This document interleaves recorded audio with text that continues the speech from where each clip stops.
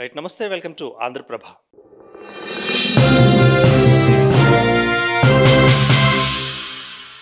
బీసీలకు రిజర్వేషన్లు కావాలి అంటూ దశాబ్దాల కాలం నుంచి కూడా జరుగుతున్న ఒక యుద్ధం. మరి ప్రభుత్వాలు మారుతున్నా కూడా బీసీ రిజర్వేషన్లు మారడం లేదంటూ కూడా బీసీ నాయకులు చెప్తున్నమాట. సో ఎట్టకేలకు రేవంత్ గారి యొక్క సర్కారు హయాంలో బీసీలకు రిజర్వేషన్ 42% మేము ఇస్తున్నామంటూ కూడా ఒక బిల్లు ప్రవేశపెట్టడం జరిగింది. సో ఈ బిల్లు కూడా గవర్నర్ దగ్గర ఉన్న పరిస్థితి. సో జివో సంబంధించిన బిల్లు గవర్నర్ వద్ద ఉండగానే ఒక జివో అంటే ఆ యొక్క బిల్లు మీద ఆమోద ముద్ర పడకముందే మరి జీవోని పాస్ చేసిన పరిస్థితి. అయితే దీన్ని కోర్టు సంజాయిషి అడుగుతూ దాని మీద మరి మీ యొక్క సబ్మిషన్ చెప్పండి. అవసరమైతే స్థానిక ఎన్నికలను వాయిదా వేసుకోండి, లేదా వాటికంటే ముందు చెప్పండి అంటూ కూడా ఒక అల్టిమేటం జారీ చేసిన పరిస్థితి. అయితే మరి బీసీలు ఎప్పటి నుంచో ఎదురు చూస్తున్నా బీసీలకు రాజ్యాధికారం రావాలి అన్న మరి ఒక పరిస్థితి ఉంది. అయితే ఆ పరిస్థితి అందుకునే స్థితిలోనే బీసీలకు రిజర్వేషన్ 42% అంటూ కూడా చెప్పినప్పటికీ అది ఇంకా సందిగ్ధావస్థలో ఉంది. మరి ఈ బీసీ రిజర్వేషన్లు క్లారిటీ వస్తేనే స్థానిక ఎన్నికలకు వెళ్ళే పరిస్థితి ఉంటుంది ప్రభుత్వం. మరి బీసీలకు రాజ్యాధికారం వస్తుందా రాదా అన్న క్రమం కూడా ఇప్పుడు పలు అనుమానాలు అవుతున్నాయి. వాటికంటే ముందు స్థానిక ఎన్నికలు జరుగుతాయా లేదా అనేది కూడా మరి వినిపిస్తున్న ఒక ప్రశ్న. సో ఇదే అంశం మీద ఆంధ్రప్రభతో ముచ్చటించేందుకు జస్టిస్ వి ఈశ్వరయ్య గారు, వీరు former acting chief justice high court of Andhra Pradesh and former chairperson for NCBC government of India మనతో పాటు సిద్ధంగా ఉన్నారు. ముందుగా వారిని మనం వెల్కమ్ చెప్దాం. సార్ నమస్తే అండి. నమస్కారం అండి. రైట్ అండి. ఇప్పుడు బీసీలకు సంబంధించిన 42% సంబంధించిన రిజర్వేషన్ బిల్లు జీవో బయటికి రావడం జరిగింది. అటు తర్వాత మళ్ళీ గవర్నర్ వద్దే బిల్లు ఉంది. దాని ఆమోద ముద్ర ఇంకా పడలేదు కాబట్టి మరి మీరు ఎలా దీన్ని జీవో పాస్ చేస్తారంటూ కూడా కోర్టు అడిగిన పరిస్థితిలో ఉంది. ఈ క్రమంలో మరి స్థానిక ఎన్నికల ప్రస్తావన, స్థానిక ఎన్నికల నిర్వహణ మీద కొన్ని నీడలు అలుముకున్నాయి. సో దీని మీద మీరేమంటారు సార్? ఇప్పుడు ఒక జీవో ఏదైతే వీళ్ళు ఇచ్చినారో, ఏది సెప్టెంబర్ 9th నాడు, సెప్టెంబరు అంటే 9వ నెల 9th 9వ తారీఖు 9 ఆస్పీషియస్ డే తీసుకొని వాళ్ళు 26 రాత్రి 27 నాడు ఉదయంకి వచ్చింది. అది 27 అంటే అది కూడా 9, 26 రాత్రి అయినా కూడా అదేదో ఇది న్యూమరికల్ సెంటిమెంట్తో కావచ్చు, ఇది నిలుస్తాయేమని ఒక ఆశతోని అది ఒక జీవో ఇచ్చినారు. జీవో ఏమి ఇచ్చినారు? అది ఆ జీవో గురించి తెలుసుకోవాలి జనానికి. జీవో ఏమన్నారంటే 42% reservations of seats in the positions of the local bodies for the backward classes in the Telangana state అన్నారు. లోకల్ బాడీస్ అంటే ఏముంటాయి? గ్రామ పంచాయతీలు ఉంటాయి, వార్డు మెంబర్లు ఉంటుంది, ఎంపీటీసీస్ ఉంటుంది, జడ్పీటీసీస్ ఉంటాయి, మండల్ పరిషత్, జిల్లా పరిషత్స్ ఉంటుంది, తర్వాత మున్సిపల్ కౌన్సిలర్స్ ఉంటుంది, మున్సిపల్ కార్పొరేషన్స్, మున్సిపాలిటీస్ ఉంటాయి. ఇవన్నీ లోకల్ బాడీస్, లోకల్ గవర్నమెంట్స్ చేస్తాయి. వాటికి ఎప్పుడు మనకు రిజర్వేషన్స్ తీసుకున్నట్లయితే లోకల్ బాడీస్లో ఎస్సీ ఎస్టీలకు రిజర్వేషన్స్ 92 వరకు లేవు. ఎప్పుడైతే రాజ్యాంగము ఎమెండ్ చేసిందో, ఎప్పుడు ఎమెండ్ చేసినారు రాజ్యాంగం ఎమెండ్ చేసిందంటే 1992లో ఎమెండ్ చేసినారు రాజ్యాంగం. 1992లో ఎమెండ్ చేసినప్పుడు, అప్పుడు ఇందిరాగాంధీ గవర్నమెంట్ ఉన్నప్పుడే రాజ్యాంగాన్ని ఒక షెడ్యూల్ని కొత్తగా ఏర్పాటు చేసుకొని 240 ఇది అది కూడా చెప్తాను నేను. అది 243 అనే ఒక ఆర్టికల్ని, ఏది పార్ట్ 9 పంచాయత్స్ అని పెట్టినారు. అట్లనే పార్ట్ 10 మున్సిపాలిటీస్ అని పెట్టినారు. అందులో 243 అనే ఈ రాజ్యాంగాన్ని ఫస్ట్ టైము ఏది ఒక చాప్టర్ని పార్ట్ 9 and 10 రెండు మన కాన్స్టిట్యూషన్లో ఇంక్లూడ్ చేసినారు. ఆర్టికల్ 243 ప్రకారము ఫస్ట్ వరకు మీరు చూసినట్లయితే ఎస్సీ ఎస్టీలకు లోక్సభలో ఉంది, రాజ్యసభలో ఉంది, అసెంబ్లీలో ఉంది, కౌన్సిల్లో ఉంది, కానీ లోకల్ బాడీస్లో ఎస్సీలకు కూడా లేదు రిజర్వేషన్స్. ఫస్ట్ టైం ఇది గుర్తించింది కాబట్టి లోకల్ బాడీస్లో కనీసం అట్టడుగు స్వయంపాలక ప్రతిపత్తి ఉన్నటువంటి గ్రామ పంచాయతీ కన్నా బీసీలు, ఎస్సీలు, ఎస్టీలు ఉండకూడదని అప్పుడు పాపం ఇందిరాగాంధీ గారు మంచి ఉద్దేశంతోనే పెట్టినారు. అది పెట్టినాక ఎస్సీ ఎస్టీలకు వాళ్ళకు జనాభా ప్రాతిపదిక మీద ఉద్యోగాల్లో ఎట్లా ఉన్నాయో రిజర్వేషన్స్, ఎస్సీ ఎస్టీలకు లోకల్ బాడీస్లలో కూడా పాపులేషన్ ప్రకారం రిజర్వేషన్స్ కల్పించాలని ప్రొవిజన్ ఉంది. అందులో మహిళలకు 1/3 మించకుండా మహిళలకు కూడా రిజర్వేషన్స్ పెట్టొచ్చు. 1/3 నుంచి 50% కూడా పెట్టుకోవచ్చు, అది వేరు. మినిమం 1/3 మాత్రం పెట్టాలి. అయితే బీసీలు వచ్చేవరకల్లా 243D అనే ఒక ఆర్టికల్ ఉంది. ఆ ఆర్టికల్ ప్రకారము బీసీలో వచ్చేవరకు ఏమంటే ఏదైతే స్టేట్ గవర్నమెంట్స్ ఉన్నాయో, స్టేట్ లెజిస్లేచర్స్ ఉన్నాయో, వాళ్ళు ఒక చట్టాన్ని తయారు చేసుకొని బీసీలు జనాభా ఎంత ఉంది, బీసీలకు ఎంత రిప్రజెంటేషన్ ఇవ్వాలా వాళ్ళు నిర్ణయించుకోమని చెప్పింది రాజ్యాంగం. రాజ్యాంగము నిర్ణయించలే, రాజ్యాంగంలో ఒక ప్రొవిజన్ పెట్టిండ్రు. అందుకని 1964 పంచాయతీరాజ్ యాక్ట్ని 1994లో అమెండ్ చేసుకున్నారు. ఈ యాక్ట్ వచ్చినాక 94లో ఏపీ పంచాయతీరాజ్ యాక్ట్ మీరు 1994 ఉంది.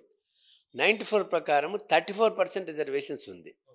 34% రిజర్వేషన్స్ ఫర్ ది బ్యాక్వర్డ్ క్లాసెస్కి ఉంది. ఎస్సీ ఎస్టీలకు పాపులేషన్ ప్రకారం ఉంది.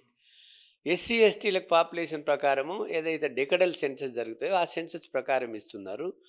బీసీలకు కులగన లేదు కాబట్టి ఎంత రిజర్వేషన్స్ పెట్టాలనేది ఒక ఇదమిద్దంగా తెలియదు కాబట్టి వాళ్ళు మండల్ కమిషన్ రిపోర్ట్ ప్రకారమే 52% బీసీ రిజర్వేషన్స్ ఉంది కాబట్టి 27% కంటే తక్కువ ఉండదు ఎట్లయినా అని వీళ్ళు 34% పెట్టుకున్నారు.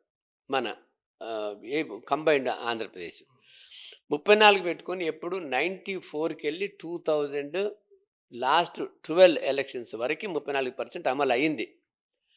2010లో ఒక జడ్జిమెంట్ వచ్చింది. ఏది Krishnamurthy versus union of India అని ఒక జడ్జిమెంట్ వచ్చింది. ఆ జడ్జిమెంట్ ప్రకారము ఇది ఏదైతే మనకు ఒకటి విద్యా ఉద్యోగాల మండల్ కమిషన్ వచ్చిన తర్వాత 92లో సుప్రీంకోర్టులో వేసినారు.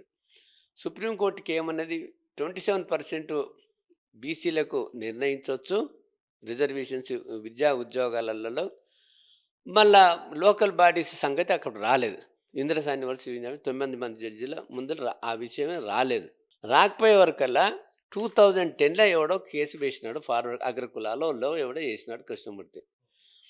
అతను వేస్తే లేదు లోకల్ బాడీస్లో కూడా ఇది చేయాలా, చాలా రాష్ట్రాలు 27% కంటే ఎక్కువ రిజర్వేషన్స్ ఇస్తున్నాయి కాబట్టి యాక్ట్స్కు సంబంధం లేకుండా మీరు 50% అప్పర్ లిమిట్ పెట్టాలని ఒక కేసు వేసిండ్రు. 5 జడ్జిమెంట్లు సుప్రీంకోర్టు చీఫ్ జస్టిస్ అండ్ 5 జడ్జిలు కలిసి ఒక నిర్ణయం చేసిండ్రు. ఎప్పుడు 2010లో మే 11, 2010లో జడ్జిమెంట్ ఇచ్చిండ్రు. అది 2007 సుప్రీంకోర్టు కేసెస్ 202లో రిపోర్ట్ అయింది.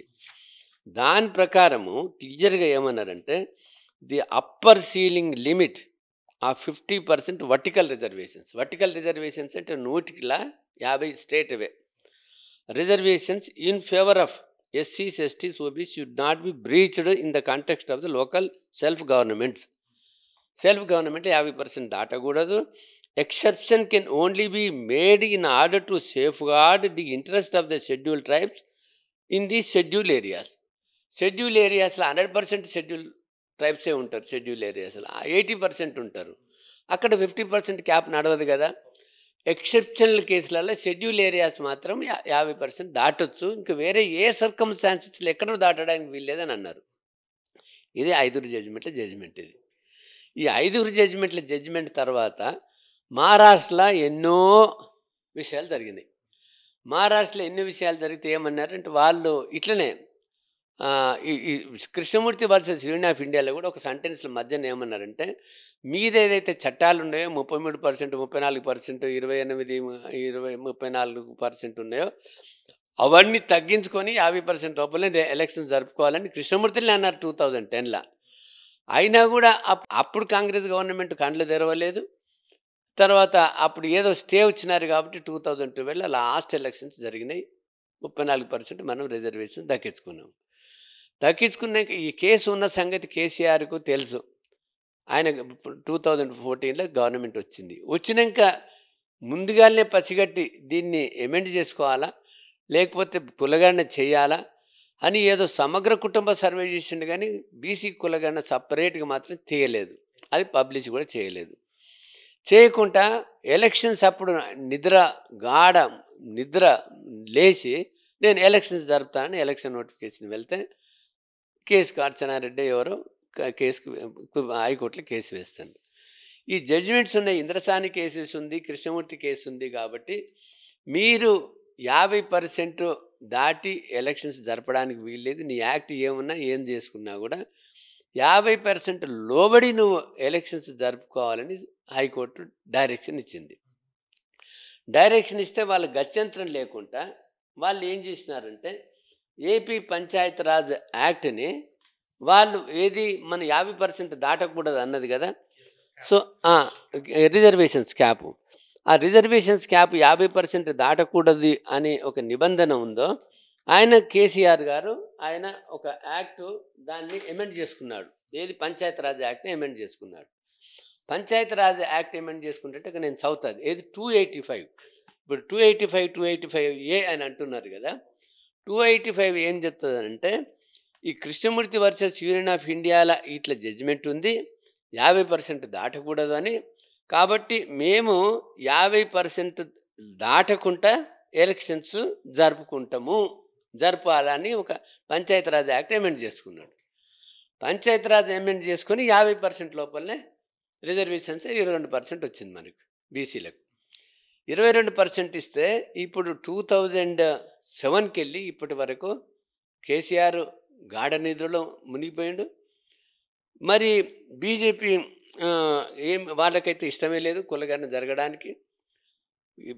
రిజర్వేషన్స్ కావాలంటే మినిమం కులగణన జరగాలి అది. కాబట్టి కులగణన జరగాలని భారతదేశం అంతా ఒక ఉవ్వెత్తున ఉద్యమం జరిగే రోజులు ఇవి. మేము కూడా పెద్ద ఎత్తున భారతదేశంలో చైతన్యపరుస్తున్నాము. కులగణన లేనిదే మనకు సామాజిక న్యాయం జరగదు అని ఒక ఉద్యమాలు అన్ని ఆర్గనైజేషన్ ఉద్యమాలు చేస్తున్న సందర్భంగా మేము 13th జనవరి 2024లో కలిసిన రాహుల్ గాంధీని 35 సంఘాలు తీసుకొని పోయి మన ఆంధ్రప్రదేశ్ కూడా ఇక్కడికి వెళ్ళి కూడా వచ్చినారు మన శిష్యులు, మిగతా వాళ్ళందరూ కలిసి ఆయనకు నేను లీడ్ చేసి ఎక్స్ప్లెయిన్ చేసినాను. ఎందుకు ఇప్పుడు మీకు కాంగ్రెస్కి ఒక సిద్ధాంతం లేదు, బీజేపీకి కూడా సిద్ధాంతం లేదు. ఏదైతే సిద్ధాంతం ఉందో కాంశీరాము ఆయన సిద్ధాంతాన్ని వాళ్ళు కాంప్రమైజ్ అయింది కాబట్టి పోయినాయి. నేషనల్ పార్టీకి సిద్ధాంతం లేదు, లోకల్ పార్టీకి సిద్ధాంతం లేదు. సామాజిక న్యాయం ఒక్కటే సిద్ధాంతం ఈ రోజులల్లో. రాజ్యాంగమైన హక్కు అది. డెమోక్రటిక్ కంట్రీలో, సోషలిస్ట్ సెక్యులర్ డెమోక్రటిక్ కంట్రీలో ప్రతినిధుల ద్వారా పాలించబడి ప్రభుత్వంలో ప్రతినిధులకు స్థానం ఉండాలంటే అన్ని కులాలకు ఎవరెంతో వాళ్ళకు భాగస్వామ్యం ఇంతో అంతో తక్కువ ఎక్కువ ఉండాలా. మీరు కులగణన చేపట్టాలని మీరు పార్లమెంట్లో లేవతనండి, భారత న్యాయయాత్రలో లేవట్టండి అంటే మేమందరికి చేస్తే రాహుల్ గాంధీకి మంచిగా అర్థం చేసుకున్నాడు. ఆయన దేశమంతా తిరిగి భారత్ జోడో న్యాయయాత్ర, ఇది ఎక్స్రే కులగణన ఎక్స్రే లాంటిది, ఇది అందరికి న్యాయం చేస్తుంది. ఏ కులానికి తరతరాలు మేము కొన్ని తప్పులు చేసినాము, మా గవర్నమెంట్ ఎన్నెన్నో నెహ్రూ కూడా కులగణనకు చేయమని మేము రాసినాడు. బీసీ రిజర్వేషన్స్కు మేము సుముఖంగా లేదని 62లో లెటర్ రాసినారు. అందుకని ఏ రాష్ట్రాలు ఆ రాష్ట్రాలు రిజర్వేషన్స్ ఇచ్చుకున్నాయి. మేము మా పూర్వీకులు తప్పులు చేసినాము, ఇప్పుడు మేము సరిదిద్దుకున్నామని మంచి మాటను మాట్లాడినాక దేశమంతా తిరిగి మేము చెప్పినాము, నీకు తెలంగాణలో మీ గవర్నమెంట్ ఏర్పడింది, కర్ణాటకలో ఏర్పడింది, జనవరి వరకు అయిపోయింది కదా ఎలక్షన్స్, రిజల్ట్స్ వచ్చినాయి డిసెంబర్లోనే 23లో. సో మీ చిత్తశుద్ధి చూసుకోవాలంటే మీరు ఫస్ట్ తెలంగాణ రాష్ట్రంలో ఎన్నికలు జరగాల. మీరు ప్రామిస్ చేసినారు 42% రిజర్వేషన్స్ ఇస్తామని. కాబట్టి మీరు మొత్తం నేషనల్ లెవెల్లో మీరు డిమాండ్ చేస్తున్నారు కులగణనని. మీరు ఒక సైంటిఫిక్గా ఏది ఆర్టికల్ 343A ఆర్టికల్ 343A మీకు చదివిస్తాను. ఏమంటుందనంటే అంతకుముందు కులగణన చేసే అధికారం ఓన్లీ కేంద్ర ప్రభుత్వానికే ఉంది, కానీ రాష్ట్ర ప్రభుత్వాలకు కులగణన చేసే అధికారం లేదు. కాబట్టి ఇది central OBC list only national commission for backward classes నిర్ణయిస్తుంది, ఎన్సీబీసీ నిర్ణయిస్తుంది. లోకల్ మాత్రం లోకల్ కమిషన్స్ నిర్ణయిస్తుంది. కాంగ్రెస్ గవర్నమెంట్కి అప్పుడు ఇష్టం లేదు కాబట్టి నెహ్రూ లెటర్ రాసిండు కాబట్టి మీరు ఏ రాష్ట్రాలు ఆ రాష్ట్రాలు మీరు కమిషన్ చేసుకొని బీసీ లిస్టు తయారు చేసుకొని మీరు ఇంప్లిమెంట్ చేసుకోవచ్చని అప్పుడు క్లియరెన్స్ ఇచ్చింది గవర్నమెంట్ ఆఫ్ ఇండియా. కాబట్టి మన దగ్గర అంతా అనంతరామన్ కమిషన్ 68, 69లో వేసుకొని 73కి వెళ్ళి మనము బీసీ లిస్టు తయారు చేసుకున్నాము. 73కి వెళ్ళి ఉద్యోగాల్లో రిజర్వేషన్స్ కలుపుకుంటున్నాము. కలుపుకుంటున్నప్పుడు నేను ఎన్నో రికమెండ్ చేసినాను. National commission for backward classes ఉన్నప్పుడు నేను ఎన్నో రికమెండ్ చేసినాను. ఎస్సీకి కాన్స్టిట్యూషనల్ స్టేటస్ ఉంది, ఎస్టీకి కాన్స్టిట్యూషనల్ స్టేటస్ ఉంది, బీసీలకు కాన్స్టిట్యూషన్ లేదు, బీసీలకు మా యొక్క గోడు వినిపించుకోవట్లేడు, మా కంప్లైంట్స్ ఎవరు కూడా రెమెడీనే లేదు, మనకు ఫోరం లేదు. కాబట్టి national commission for backward classes కూడా మీరు కాన్స్టిట్యూషన్ స్టేటస్ కల్పించాలని నేను ఒక ఫుల్ రిజల్యూషన్స్ మా కమిషన్ రిజల్యూషన్స్ పాస్ చేసేసుకొని మేము గవర్నమెంట్కి రికమెండ్ చేసినాము. నేనున్నప్పుడు ఒక్క రికమెండేషన్ కాదు, ఎన్నో రికమెండ్ చేసినాము. ఏమని? ప్రైవేట్ సెక్టర్లో రిజర్వేషన్స్ కల్పించాలా, పొలిటికల్ రిజర్వేషన్స్ కల్పించాలా, Navodaya schools, national schools, Sainik schools, Kendriya విద్యాలయాల్లో కూడా బీసీలకు రిజర్వేషన్స్ కల్పించాలని first justice Eshwaraiah national commission recommend చేసింది గవర్నమెంట్ ఆఫ్ ఇండియాకు. అట్లనే ఎన్నో వాళ్ళకు economic measures, welfare measures, Mandal commission ఇచ్చిన రిపోర్ట్స్ అన్నీ ఇంప్లిమెంట్ చేయాలని మేము రికమెండ్ చేసినాం. రికమెండ్ చేసిన ఫలితంగానే ఈరోజు నేషనల్ లా స్కూల్స్ రిజర్వేషన్ ఇస్తున్నారు, సైనిక్ స్కూల్స్ ఇస్తున్నారు, కేంద్రీయ విద్యాలయాల్లో కూడా ఇస్తున్నారు. ఈరోజు నేను గర్వంగా చెప్పుకోగలను కాంట్రిబ్యూట్ చేసినది. నేను ఇంకొకటి వర్గీకరణ కూడా చేయాలని చెప్పినాం. వర్గీకరణ చేయాలి, ఎందుకంటే మోస్ట్ బ్యాక్వర్డ్ క్లాసెస్కి అన్యాయం అవుతుంది. కాబట్టి కొంతమంది డినోటిఫైడ్ ట్రైబ్స్ ఉన్నారు, ఎస్సీలలో, ఎస్టీలలో, ఓబీసీలలో. అంటే డినోటిఫైడ్, నామటిక్, సెమీ నామటిక్ అంటే విముక్త జాతులు. డినోటిఫైడ్ అంటే అప్పుడు వాడు నోటిఫైడ్ చేసిన వాళ్ళు క్రిమినల్స్ అని బ్రిటిష్ గవర్నమెంట్లో క్రిమినల్ అది అది డినోటిఫై చేసి వాళ్ళని, వీళ్ళు క్రిమినల్స్ కాదు, వీళ్ళు కూడా స్రవంతుల్ని కలవాలని వాళ్ళని కలిపినప్పుడు వాళ్లకు ఎస్సీ ట్రైబల్ అయితే డినోటిఫైడ్ ట్రైబల్ అయితే వానికి వస్తుంది, ఎస్టీ అయితే వాళ్ళకు ప్రపోర్షనల్ రిజర్వేషన్ ప్రకారం వస్తుంది. కానీ బీసీలో ఉన్న డినోటిఫైడ్ ట్రైబ్స్కు 0. అంటే ఎస్సీలకు ఎస్టీల కన్నా ఇంత అంత లాభం అవుతుంది. కానీ బీసీలో ఉన్న 50% డినోటిఫైడ్ నామటిక్, సెమీ నామటిక్ ట్రైబ్స్ బీసీలలో ఉన్నారు, వాళ్ళకి చాలా అన్యాయం అవుతుంది. కాబట్టి మీరు వర్గీకరణ చేయాలి, ఇది మానవత్వము, హ్యుమానిటీ, కాన్స్టిట్యూషనల్ మ్యాండేటు, ఇది ఈ ప్రజాస్వామ్యంలో వాళ్ళకి న్యాయం చేయాలా. కాబట్టి అన్ని అంగాలు ఆరోగ్యంగా ఉండాలా. ఏ అంగం ఆరోగ్యం లేకపోయినా కూడా అది శరీరానికి ఎట్లా అవరోధం అవుతుందో ఈ భారతదేశం యొక్క అభివృద్ధి కూడా అది చేరిపోతుంది అని మేము ప్రధానమంత్రికి నేను 18 minutes పర్సనల్గా కలిసి ఎక్స్ప్లెయిన్ చేస్తే అప్పుడు ఆయన ఉత్తరప్రదేశ్ ఎలక్షన్స్ అప్పుడు 2014లో 15లో జరిగినాయి కదా, అప్పుడు మేము కేటగరైజేషన్ చేస్తాము, కులగణన చేస్తాము, మోస్ట్ బ్యాక్వర్డ్ క్లాసెస్కు ఇంపార్టెన్స్ ఇస్తామంటే అప్పుడు గెలిచింది వాళ్ళు. అక్కడ నేను వాళ్ళకి తట్టింది, మంచిగా బుర్రకు తట్టింది.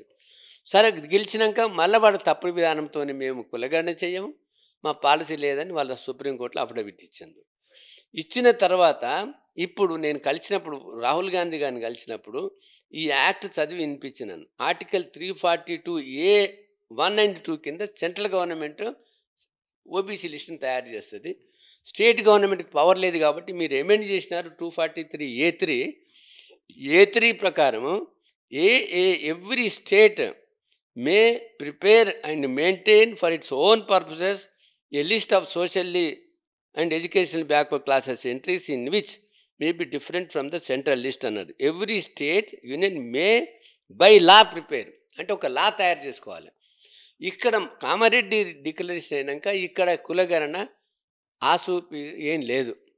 ఏం లేనప్పుడు కులగణన చేయాలని బీసీ సంఘాలన్నీ ఉవ్వెత్తున ఉద్యమిస్తున్నప్పుడు, ఏమి లేనప్పుడు నేను ఏం చేసాను, కులగణన చేస్తామని వాళ్ళు గవర్నమెంట్ ఏం చేసింది, Telangana government council of ministers ఎప్పుడు ఫిబ్రవరి 2024లో మేము ఒక అండర్టేకింగ్ మేము కులగణన చేస్తామని, ఏది 2 నెలలు అయిన తర్వాత కులగణన చేస్తామని ఫస్ట్ టైం ఒక తీర్మానం చేసింది. కానీ తీర్మానం అయిన తర్వాత ఏం చర్యలు తీసుకోవాలి.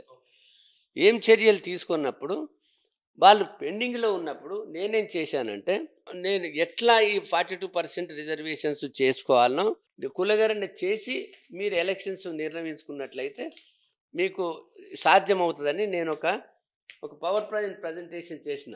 అంటే ఇప్పుడు మనకి ఇప్పుడు హైకోర్టు కూడా చెప్పింది అదే కదా సార్. ఇప్పుడు అంటే 42% రిజర్వేషన్లకి ఆమోద ముద్ర పడకముందే మీరు జీవో ఎలా ఇస్తారంటూ దీని మీద తేల్చుకోమని చెప్పడం జరిగింది కదా. అంటే ఇప్పుడు ఎలక్షన్స్ అనేవి జరుగుతాయా? జరగవా? అన్న దాని మీద ఒక విశ్లేషణ. చెప్తా నీకు టోటల్గా కొంచెం, ఎందుకంటే మామూలుగా ఇది ఒక సబ్జెక్ట్, ఇది constitutional subject, technical subject, legal subject. కాబట్టి ఈ సబ్జెక్టుని కొంచెం అర్థం చేసుకోవడానికి ఈ పూర్వపరాతరాలు ఇవన్నీ అవసరం. అవసరం కాబట్టి నేను ఏమన్నానంటే, నేను గవర్నమెంట్ దగ్గర ఒక power point presentation, list of dates, power point presentation నేను చేసినది. ఏం చేసినానంటే, నేను ఈ 2024 ఫిబ్రవరిలో మేము చేస్తామని అన్నారు. చేస్తామన్నాక వాళ్ళు ఏం చేయకపోతే ఒక జియో మేము socio economic education political survey చేస్తామని వాళ్ళు ఒక జియో ఇచ్చినారు. జియో 18 ఇచ్చినారు. జియో 18 ఎప్పుడు ఇచ్చినారు? అది అక్టోబర్ 2024 ఇచ్చినారు. సోషియో ఎకనామిక్ దట వాళ్ళు ఒక 3 నెలల, అంటే నవంబర్, డిసెంబర్, జనవరి, ఫిబ్రవరి 3 నెలల కులగణన ఎవరు చేసినరో తెలియదు, ఎట్లా చేసినరో తెలియదు. ఆ విషయం వెళ్ళేటప్పుడు నేను ఒక డ్రాఫ్ట్ యాక్ట్ రాసిచ్చాను. నేను మీకు రాజ్యాంగము పవర్ ఇచ్చింది, మీకు చట్టం చేసి కులగణన చేస్తే ఈ కేసీఆర్, కేటీఆర్, హరీష్ రావు మేము చెప్పము మీకేం అధికారం ఉంది అని ఏదో కొంతమంది మేధావులు, అగ్రకులాల వాళ్ళు మాకు right against our right to privacy, ఇవన్నీ క్వశ్చన్లు రావు. అవి చట్టం చేసే కాబట్టి చట్టానికి ఎవడైనా లోబడి ఉండాలి. నువ్వు చట్టం చేసి కులగణన చేయమంటే వాళ్ళకు నెత్తికి ఎక్కల. కులగణన చేయడానికి అసలు ఇష్టం లేదు ఈ కాంగ్రెస్ గవర్నమెంట్కి.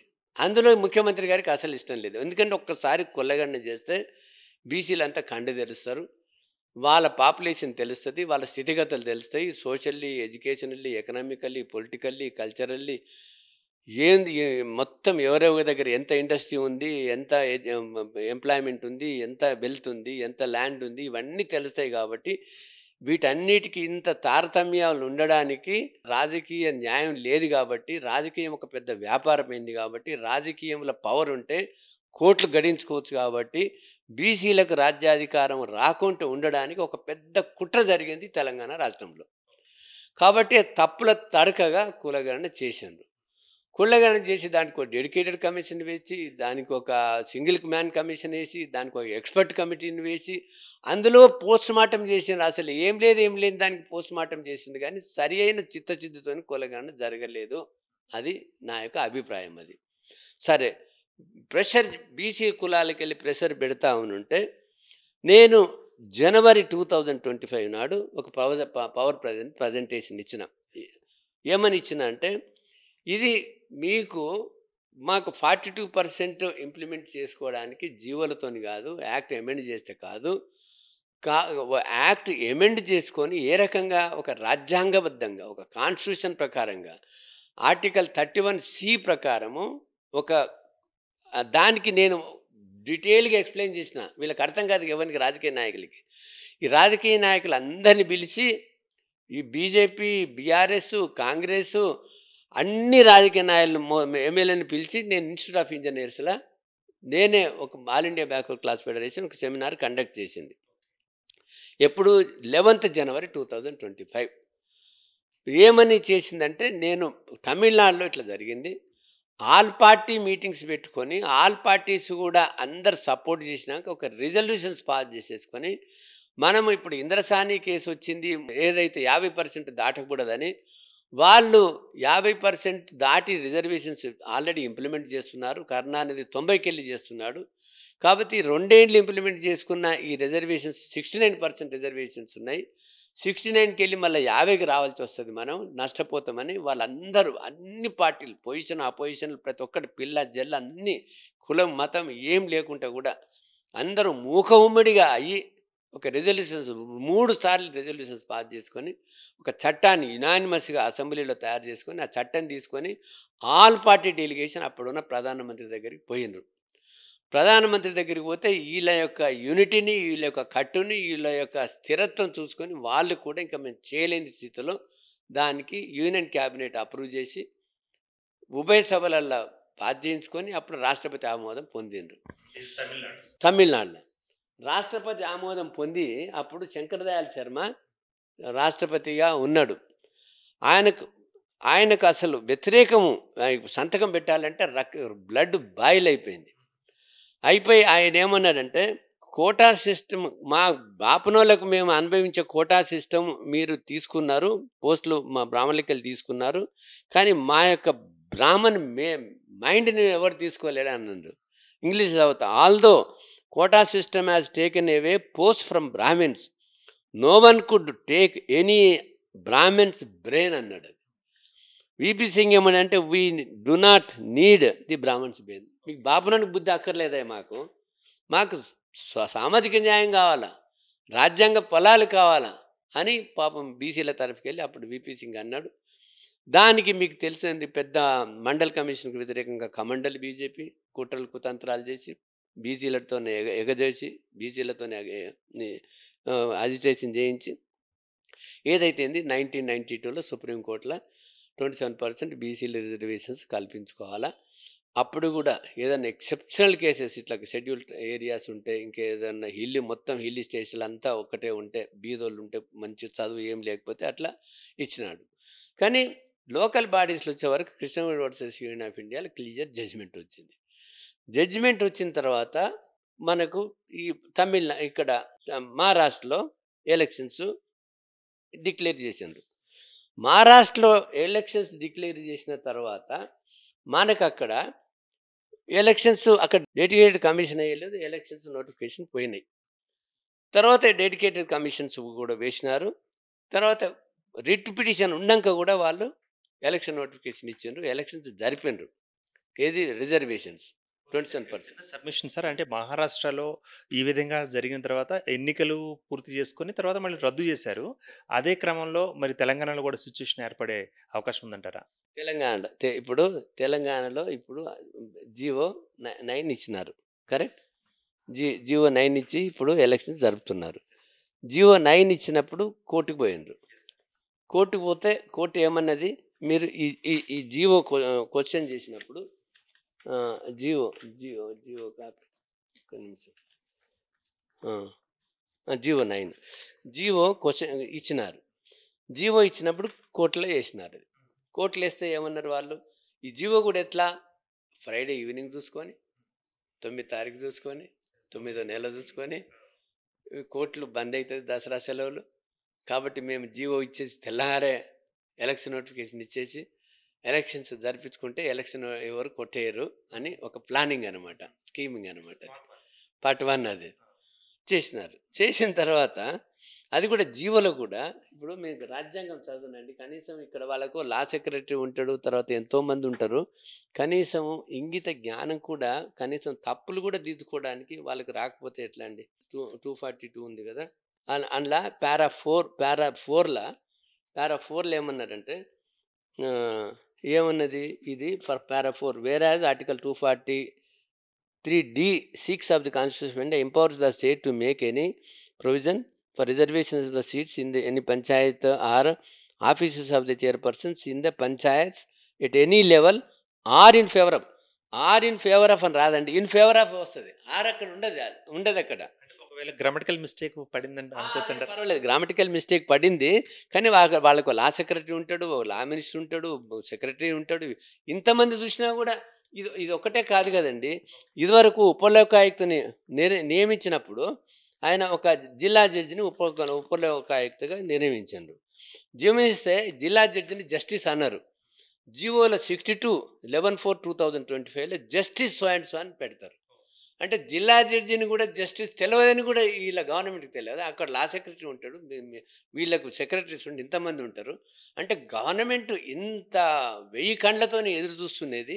ఈ మిస్టేక్ జరిగింది ఇప్పుడు రేవంత్ గారి సర్కార్ హయాంలోనా, లేకపోతే 2025లో 11/4/2025లో ఇది justice so and so Upalokayukta జిల్లా జడ్జి అయినది. ఇప్పుడు కూడా వీళ్ళు ఇచ్చిన జీవోనే కదా. ఆర్ అనేది ఎంత తప్పు, ఒక మినిమం ప్రూఫ్ రీడింగ్ చేసుకోరాదు అది. అంటే ఈ రకమైన తప్పుల తడకతోని బుల్డోజింగ్ చేయడానికి చేసుకుంటున్నారు, కానీ నిలవదు. ఇది ఎందుకు నిలవదనంటే, ఇప్పుడు జియో 9లో మీరు చూసుకున్నట్లయితే ఒక పారాలా నేను చదువుతాను, అది పారా 9లో ఏమన్నాడంటే, మేము ఈ the government have accepted the recommendations for the reservations for backward classes at least 42% in the urban local bodies and local bodies, and Telangana backward classes reservations seats in the rural and urban bodies bill 2025 was passed in the house, in both the houses unanimously by all the political parties. ఇది bill pass అయినాక government ఎస్సెంట్ ఇవ్వండి, అది act కాదు కదా. కానీ వీళ్ళకు ఇంత honesty ఉంటే, ఇంత డిజానెస్టీ కాకపోతే బిల్లు పాస్ అయింది, మరి గవర్నమెంట్ మినిస్టర్ దగ్గర గవర్నర్ దగ్గర ఈ ఎస్సెంట్కి పంపించడం రాసుకోవాలిగా. అంటే బిల్లు పాస్ అయితే యాక్ట్ అవుతుందా? ఇంత జ్ఞానం ఉండదా గవర్నమెంట్కి? అది మేము బిల్లు పాస్ అయినామని అంటున్నాం కానీ యాక్ట్ పాస్ కాలేదు కదా. బిల్లు పాస్ అయినాక గవర్నర్ ఆమోదిస్తేనే అప్పుడు యాక్ట్ అవుతుంది, నోటిఫికేషన్ వస్తుంది. అది మరి దీనికి అమెండ్ చేసుకుంటే గవర్నర్ దగ్గర పంపించినాక ఇప్పుడు లాస్ట్కి ఏమంటాడు, అది government after careful consideration and in exceptional circumstances. ఏమి షెడ్యూల్ ఏరియానా ఇది? హిల్లీ ఏరియానా? ఏం ఎక్సెప్షనల్ సర్కమ్స్టాన్సెస్? డెడికేటెడ్ కమిషన్ వేసి కూలగాన తప్పుల తడక చేయగానే ఎక్సెప్షన్స్ వచ్చినాయి. ఇలా what are the special circumstances in the Telangana marked the multi-dimensional backwardness of the backward classes in the terms of the social educational indications. మరి అందరికి తెలుసండి బ్యాక్వర్డ్ క్లాసుల స్థితి అధ్వానంగా ఉంది తెలంగాణలో అని. And excise the powers conferred under the constitution. Under the constitution A article కింద చూపేయమని చెప్పండి ఎవరిను. మనకు 242, 243, 243D అన్న అమెండ్ చేసుకోవాలి. అమెండ్ చేసుకోవాలంటే ఓన్లీ పార్లమెంట్ చేయాలి. వీళ్ళు పంచాయతీరాజ్ యాక్ట్ అమెండ్ చేసుకుంటే ఇంకా అది బిల్లు పెండింగే ఉంది. అమెండ్ పెండింగ్ అయినా కూడా ఇప్పుడు ఇంకొకటి అండి, మీరు ఆయన ఏమన్నాడు, 50% దాటకుండా మేము ఎలక్షన్స్ జరుపుకుంటామని కేసీఆర్ 285 అమెండ్ చేసుకున్నారు. ఇప్పుడు వీళ్ళు ఏం చేసినారు, నాట్ ఎక్సీడింగ్ 50% అనేది తీసేసినారు అందులో. దాని అర్థం ఏంది అంటే 50% దాటొచ్చానా? నీకు అర్థమైందండి? 50 అంటే 50% దాటకుండా ఎలక్షన్స్ జరుపుకుంటామని కేసీఆర్ అన్నాడు. 50% దాటకుండా అనేది వీళ్ళు తీసేసినారు. అంటే దాని అర్థం వీళ్ళకి పవర్ వచ్చిందా 50% దాటడానికి? మినిమం ఇంగిత జ్ఞానం అండి, మామూలుగా లేమ్యాన్కి తెలుస్తుంది ఇది. కామన్ సెన్స్ విషయం అది. కాబట్టి 50% దాటడానికి ఈ చట్టం లేదు.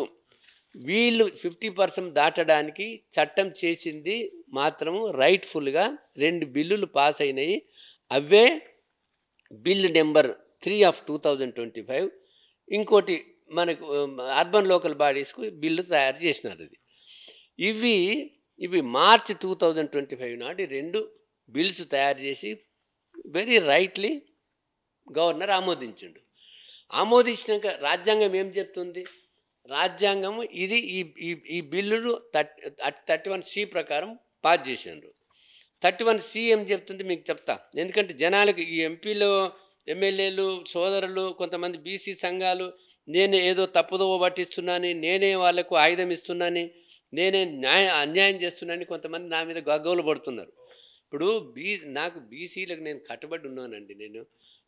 నేను ఆంధ్రప్రదేశ్లో higher education regulatory monetary commission ఉంటే మొత్తం భారతదేశానికి లాభమైంది. ఇది మోస్ట్ మినిమం ఫీజులు మెడికల్లో, ఇంజనీరింగ్ అన్ని దాంట్లో పెట్టినది. కాబట్టి నేను ఏ ఒక న్యాయమూర్తి పదవి ఉన్నా, చైర్మన్ ఉన్నా, హైయర్ ఎడ్యుకేషన్ కమిషన్ ఉన్నా కూడా ప్రజల గురించి చేసినా కానీ నేను స్వభావం గురించి చేయలేదు. నాకు ఏం అప్లికేషన్ లేకుండానే నాకు జీపీ వచ్చింది, హైకోర్టు జడ్జి వచ్చింది, నేషనల్ కమిషన్ వచ్చింది. అడగకుండానే అక్కడ అడిగితే బతిలాడితే మీరు ఉంటామని అక్కడ పోయినాం. అది ఎవరో ఒకటి. ఇప్పుడు ఒకరొకరు ఎట్లుంటారంటే, తల్లి పాలు చీక్కుంటే కూడా తల్లి రొమ్ము గుద్దుతుంటాడు. తల్లి రొమ్ము గుద్దినా కూడా తల్లి ప్రేమనే ఇస్తుంది. కాబట్టి నన్ను గుద్దినంత మాత్రం నేను ఎవరిని తప్పుపట్ట. ఎందుకంటే అందరు నా పిల్లలే అనుకుంటే, నా సోదరులే, నా కుటుంబ సభ్యులే అనుకుంటే కానీ అది వాళ్ళ గీత జ్ఞానానికి వదిలిపెడతాను నేను. అది ఇప్పుడు మీరు 31B కింద 31B ఆర్టికల్ ఏముంటుందంటే, none of the acts regulations specified in the 9th schedule. 9th షెడ్యూల్లో ఏదైతే యాక్ట్ మనం పెడతామో, nor any of the provisions thereof shall be deemed to be void or ever to have become void on the ground that such act regulation or provision is inconsistent or takes away the abridges of any rights conferred by the provisions of these fundamental rights and notwithstanding any judgement degree, ఏ జడ్జ్మెంట్లు ఉన్నా degree ఉన్నా కూడా వాటికి ఉన్నా కూడా వ్యతిరేకంగా ఉన్నా కూడా ఇటువంటి యాక్ట్ చేస్తే దానికి భద్రత దొరుకుతుంది అని ఆర్టికల్ 31B కాన్స్టిట్యూషన్ ప్రొటెక్షన్ ఇస్తుంది. అటువంటి యాక్ట్ తయారు చేసుకోవచ్చని ఆర్టికల్ 31C కింద ఇటువంటి యాక్ట్ తయారు చేసి అది ప్రెసిడెంట్ ఎసెంట్ వచ్చేంత వరకు దానికి ఏ విధమైన విలువ వ్యాలిడిటీ ఉండదు. కాబట్టి ప్రెసిడెంట్ ఎసెంట్కి పంపినాక ఇవి ఒకటి కాయిదాలే ఇవి, ఓన్లీ డ్రాఫ్ట్ బిల్సే కదా, అవి యాక్ట్ కాలేదు కదా, దానికి లీగల్ భద్రత లేదు కదా. ఇంత క్లియర్గా లా చెప్తే ఆయన ఒకడు చెప్తాడు, ఆయన ఎంతసేపు వికాసరావు గౌలి అంటాడు, కృష్ణమూర్తి అంటాడు, ఇంద్రసాని అంటాడు. ఇది ఎట్లయితుంది? మనం అందరం కలిసి ఎమ్మెల్యేలు ఇంప్లీడ్ అవుదాము హైకోర్టులో మనం చెప్పుదామంటే లా మారుతుందండి. గుడిలో దేవుడు లాస్ ఉంటే హైకోర్టు జడ్జిలు, వాడు క్రిమినల్ వచ్చినా, కమ్యూనల్స్ వచ్చినా, సెయింట్ వచ్చినా, సిన్నర్ వచ్చినా ఒక తీరుగా ఉంటుంది, న్యాయం ఒక తీరుగా ఉంటుంది. వీళ్ళందరూ పోతే చట్టాలు చేసుకోమని వీళ్ళందరూ పోయి కేంద్ర ప్రభుత్వం పోయి నిలబడండి, పార్లమెంట్ని దిగ్బంధించండి, మోదీని కలవండి. అది కానీ హైకోర్టులో ఇంప్లిమెంట్ చేస్తారట అంటే దానికి వేట్ వస్తుందా? అంటే ఎంత ఏ స్థితికి లెజిస్లేటర్స్ ఈ రకంగా ఆమోదించడం అనేది, ఆలోచించడం అనేది హాస్యాస్పదంగా ఉంటుంది. ఎందుకంటే ఇప్పుడు ముఖ్యమంత్రి మన అందరికి ముఖ్యమంత్రి, ఎమ్మెల్యేలు మన అందరి పాలకులు, వి రెస్పెక్ట్ రిగార్డ్ దెమ్. అది కానీ దానికి ఒక పరిమితులు ఉండాలి, కొంచెం ఆలోచన చేసేదానికి కూడా. వేరే మీరు బట్టగాల్చి మీదేసేసి ఈ రకంగా వాడు ఇట్లా చేసిన వాడు తలగబడుతున్నానంటే ఈ రకంగా మాట్లాడడం అనేది అసంబద్ధంగా ఉంటుంది అది. కాబట్టి నా యొక్క కోరిక ఏంటంటే అందరూ, మీకు బీజేపీకి చిత్తశుద్ధి లేదు, బీఆర్ఎస్కు అసలే లేదు. ఎందుకంటే వాళ్ళ నాయకుడు కేసీఆర్ కానీ, కేటీఆర్ కానీ, హరీష్ రావు కానీ ఇంతవరకు బీసీలకు 42% రిజర్వేషన్స్ ఏదో అక్కడ పరువు పోతుందని ఆమోదించినారే కానీ వాళ్ళకు మనసా వాచా కర్మన లేదు. ఎందుకంటే ఒక్కసారి బీసీలకు వస్తే ఇదని బీజేపీకి అసలే లేదు. ఎందుకంటే ఇది నేషనల్ ప్రాపర్టీ, నేషనల్ ఇష్యూ కాబట్టి ఒక్కసారి తెలంగాణ ఒప్పుకుంటే మొత్తం భారతదేశం అంతా ఒప్పుకోవాల్సి కాబట్టి ఉద్యమం ఇంత జరిగినా కూడా భారతదేశంలో ఉద్యమం జరుగుతలేదు, ప్రెషర్ జరుగుతలేదు. ప్రెషర్ జరిగితే బీజేపీ చేయడానికి సిద్ధంగా ఉన్నది.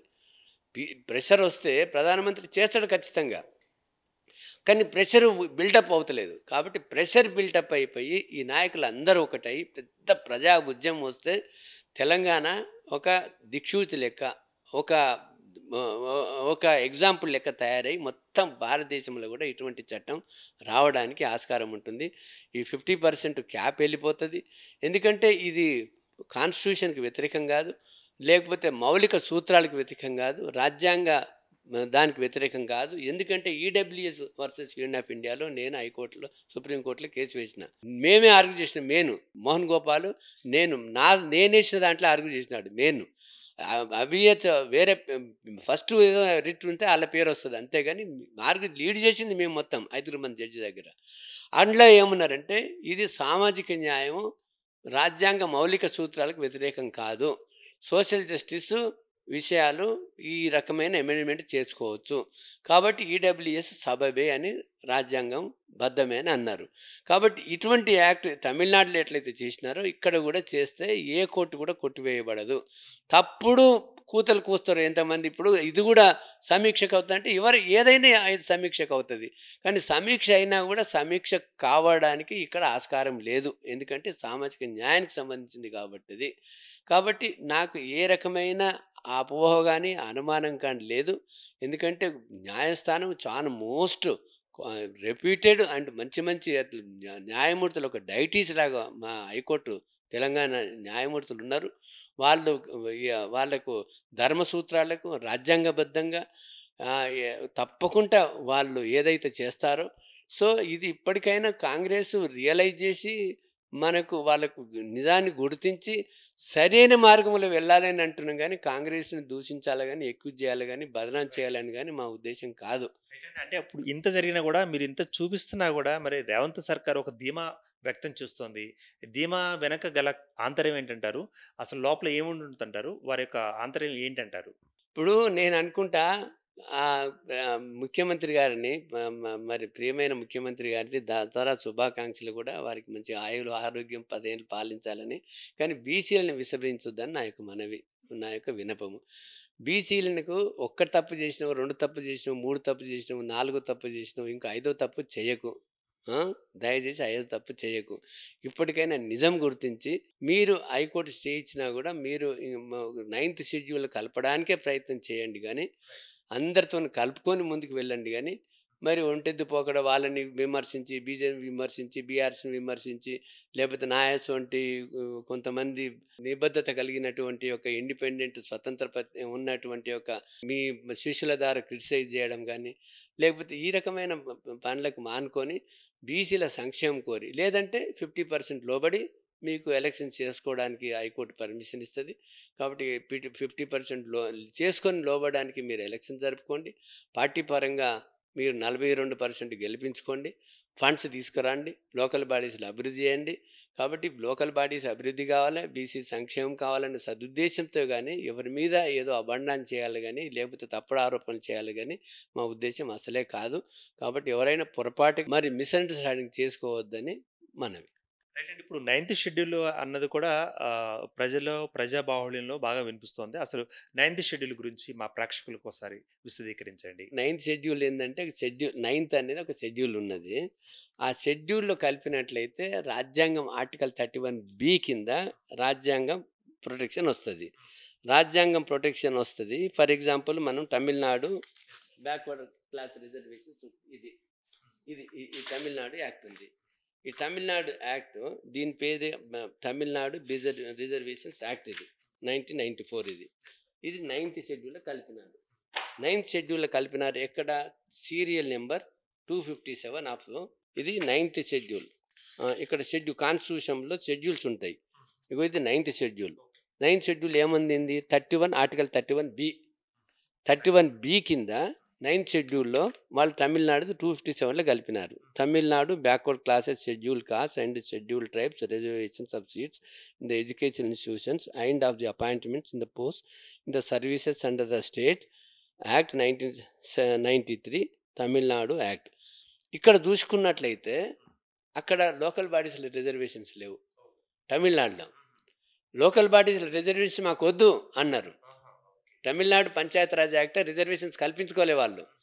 ఎందుకు కల్పించుకోవాలంటే 99% బీసీలే, ఎస్సీ ఎస్టీలకే రిజర్వేషన్స్ ఉన్నాయి వాళ్ళ ప్రపోర్షనేట్ పాపులేషన్ ప్రకారం.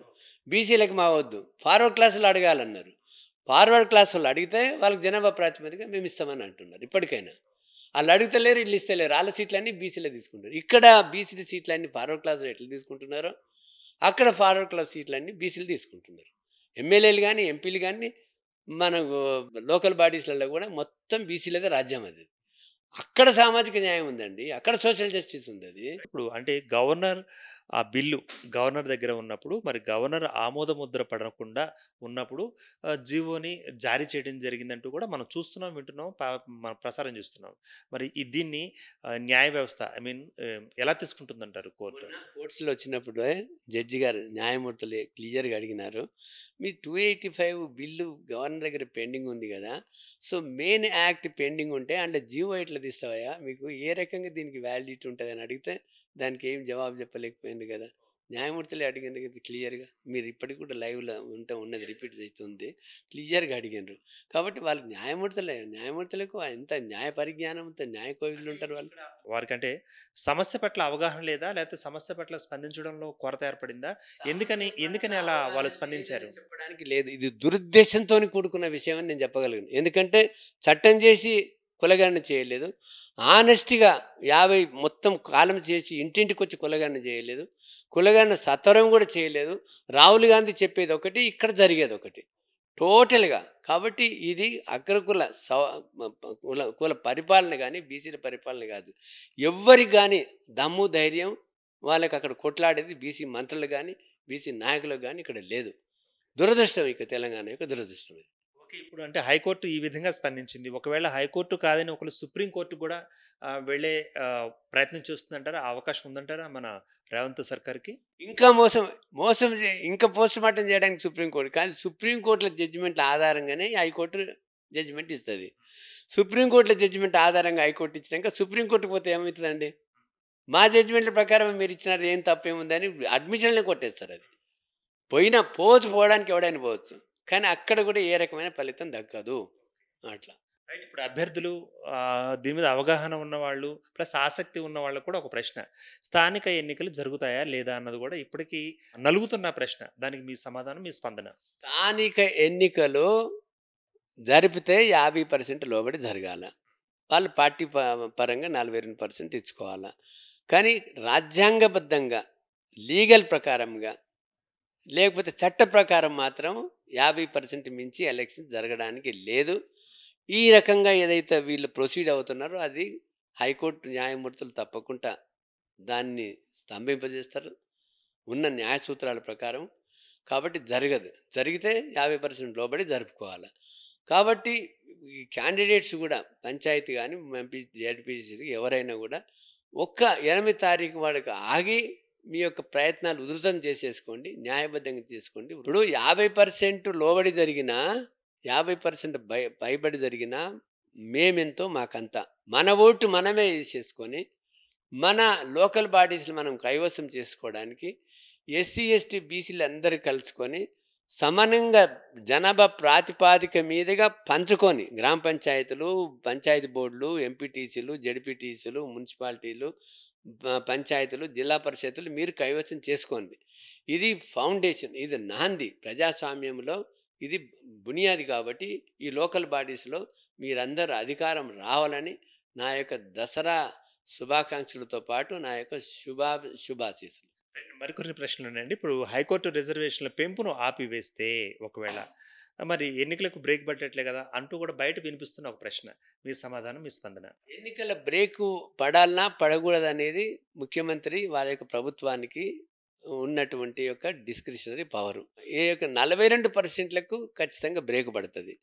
బ్రేక్ పడితే హైకోర్టు తీర్పులో వస్తే బ్రేక్ పడుతుంది. కాబట్టి ఇది మరి 42%కు బ్రేకు న్యాయబద్ధంగా బ్రేక్ పడితే 50%కు కుదించుకొని లాస్ట్ టైము ఏదైతే మహారాష్ట్రలో జరిగిందో, తెలంగాణలో జరిగిందో ఆ రకంగానే కేసీఆర్ చేసినట్లే 50% లోబడి ఎన్నికలు జరిగితే ముందుకు వెళ్ళొచ్చు, లేదంటే ఆపుకోవాల్సి వస్తుంది. లేకపోతే 9th షెడ్యూల్లో కలిపేంత వరకు పోరాటం చేసి కేంద్ర ప్రభుత్వం మీద మరి అది 9th షెడ్యూల్లో కలుపుకొని మరి ఎలక్షన్స్ పోవాల్సి వస్తుంది. బీసీ రిజర్వేషన్లకు సంబంధించిన ఈ బిల్లు డైలమాలో ఉన్న పరిస్థితి, అంటే సాధారణ ప్రజలు కూడా అనుమానం వ్యక్తం చేస్తుంది. ఇదే పరిస్థితి గడిచిన ఏ ప్రభుత్వ హయాంలో జరగడం మీరు చూసారా? మీ యొక్క స్పందన మీకు ఒకసారి గుర్తు చేసుకునే ప్రయత్నం చేయండి. లాస్ట్ టైం కేసీఆర్ గవర్నమెంట్ కూడా దురదృష్టవంతం ఏ ఉద్యమం రాలేదు. అక్కడ ఈ 34%కి వెళ్ళి 22% వచ్చినా కూడా బీసీలు నోరు మూసుకొని కూర్చున్నారు, కానీ పెద్ద ఉద్యమం చేయలేదు. కానీ ఇప్పుడు బీసీ భావజాలం పెరిగింది, బీసీ చైతన్యం పెరిగింది.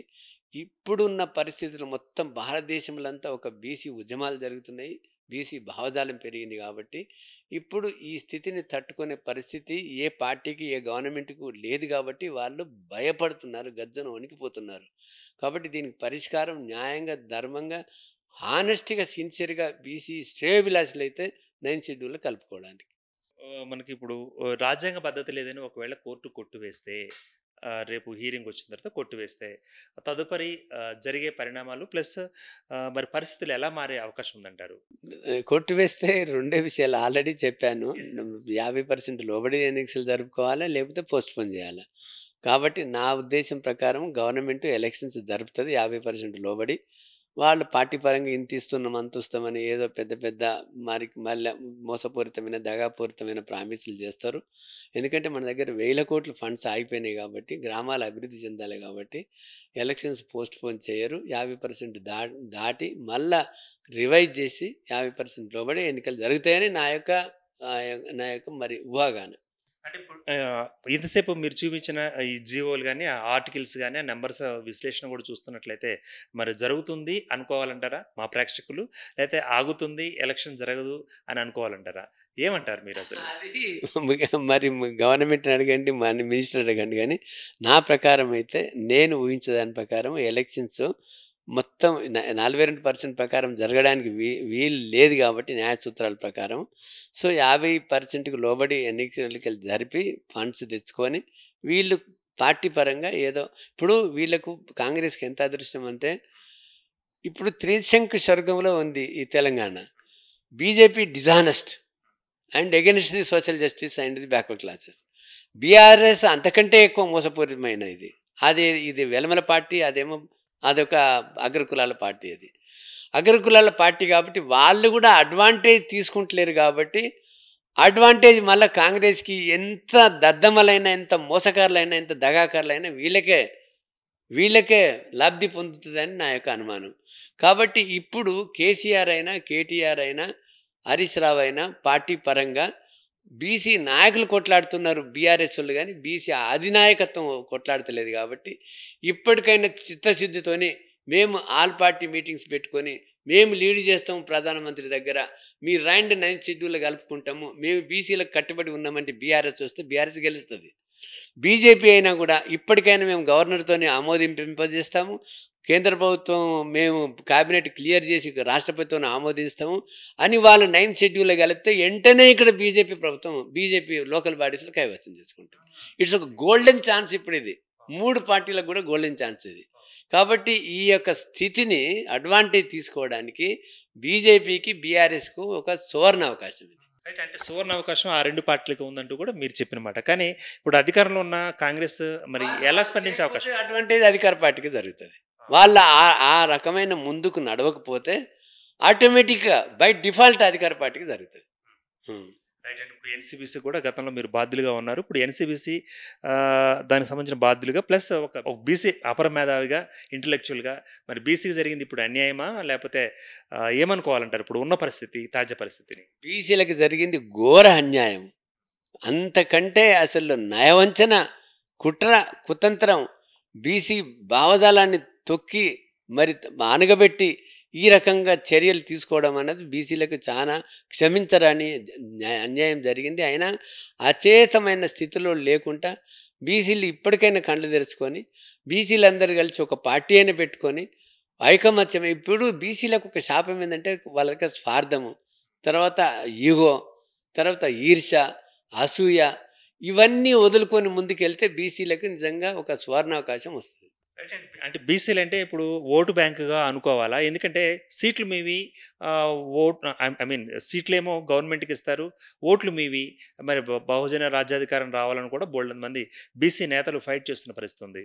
ఈ పరిస్థితులు అందరూ స్పందించకుండా తలా ఒక్కరు కూడా ఒక్కొక్క పార్టీలో ఉంటే, బయటకు రాకుండా ఇళ్లలోనే ఉంటే, లేకపోతే వాళ్ళ కార్యాలయాల్లోనే ఉంటే మరి బీసీ ఉద్యమం, బీసీ రాజ్యాధికారం ఎట్లా వచ్చే అవకాశం ఉందంటారు ఫైనల్గా? ఇప్పుడు బీసీలకు ఎంత చైతన్యం వచ్చిందంటే మా చెమటోడ్చిన డబ్బు ఎవడిచ్చినా డబ్బులు తీసుకుంటారు, కానీ ఓట్లు మాత్రం ఏ ఒక్క అగ్రకులాని వానికి అయ్యారు. ఈసారి మీరు పంచాయతీలు చూడండి, జడ్పీటీసీలు చూడండి, ఎంపీటీసీలు, ఏ బీసీలు కూడా 85% ఎస్సీ ఎస్టీలు అగ్రకులాల వారికి ఓటు వేయరు. కాబట్టి ఈసారి ఒక పెద్ద రివల్యూషన్ జరిగి బీసీలే ప్రజాప్రతినిధులే ఎన్నుకోవడానికి ఆస్కారం ఉంది.